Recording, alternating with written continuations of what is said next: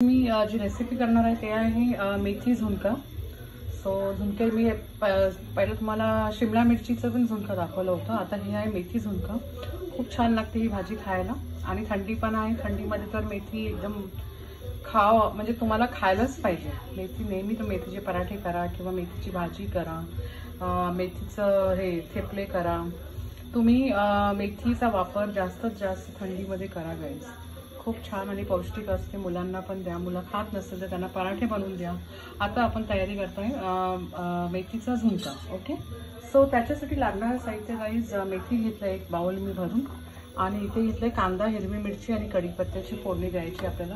ह्याच्यात दुसरा काही आपल्याला वापरायचा नाही, म्हणजे फ्राय जिरं असं काही फोडणीमध्ये ॲड नाही करायचं।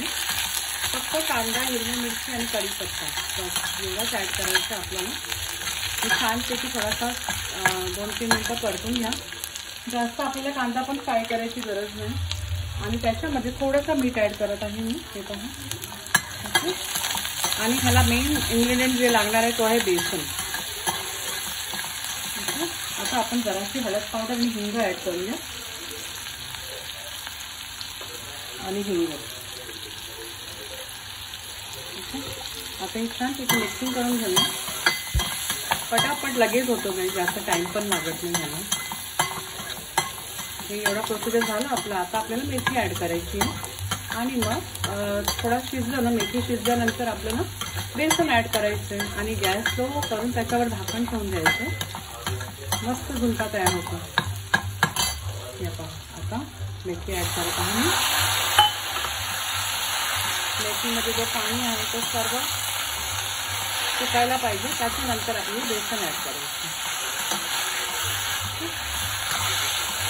आता मेथीची क्वांटिटी पण एकदम कमी होऊन जाणार आहे। आता गाईस मी बेसन ॲड करत आहे आणि थोडा गॅस कमी करायचा।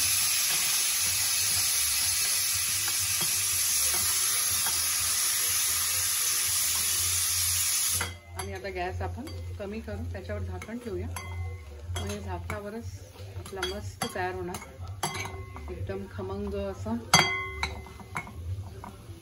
मेथीचा झुणका। आणि तुम्ही चपाती सोबत, डाळ भात सोबत, भाकरी सोबत खूप छान लागते खायला। शिमला मिरचीचा झुणका पण खूप छान लागतो गाईस खायला।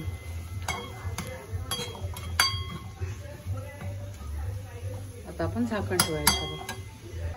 हे पहा गाईस, आता आपला एकदम खमंग झुणका तयार झाला आहे मेथीचा। खूप छान झालाय आणि खायला पण मस्त लागणार चपाती सोबत। हे पहा गाईस, आता आपला मेथी झुणका एकदम मस्त रेडी झालाय खाण्यासाठी आणि इतका छान लागतो ना गाईस खायला। आहा, गरम गरम भाकरी सोबत किंवा चपाती सोबत तर खूप छान लागतो। आणि ही तुम्ही ना कुठेही पिकनिकला गेले ना तुम्ही डब्यात घेऊन जाऊ शकता गाईस, इतका छान लागतो। आणि तो कांदा होता ना मी कच्चा सोडलेला, पण तो इतका सॉफ्ट झाला ना कांदा पण, आणि तो बेसनचा फ्लेवर आणि इतका छान लागतं ना खायला। नक्की ट्राय करा गाईज, ही रेसिपी खूप छान आहे आणि थंडीमध्ये तर तुम्ही मेथी खावा guys. Okay, and please like, share and subscribe my channel guys. Thank you.